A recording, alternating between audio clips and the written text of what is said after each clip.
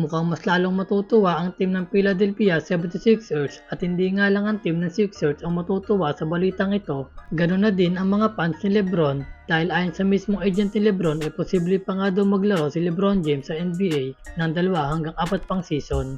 Mukhang wala pang ang balak magretiro ang nag-iisang scoring leader at 4 times champion na si Lebron James dahil sa edad niyang 41 years old ay nag-average pa ito last season ng 20 points, 7 rebounds at 6 assists. Kaya gano'n na lang kaporsigidong maglaro pa ng ilang season si Lebron James at dahil na din nakikita niya na may posibilidad pa siya makakuha ng kampyonato dahil sa makakasama niya sa susunod na season ng mga All-Star caliber na sina Jaylen Brown, Joel Embiid at Tyrese Maxey.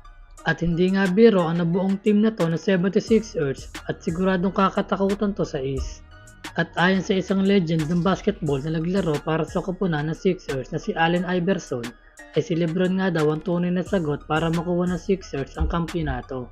Ganon na nga lang kalaki ang tiwala ni Allen Iverson kay Lebron James na makukuha nila ang kampyonato sa paparating na NBA season dahil sa solid na lineup nito. At mukhang marami pang ang gagawing record si Lebron James sa NBA at kung mangyari nga na maglaro pa siya ng 2 o 4 pang season ay makakuha pa kaya siya ng kampyonato sa mga susunod pang taon. Ano sa tingin nyo mga idol?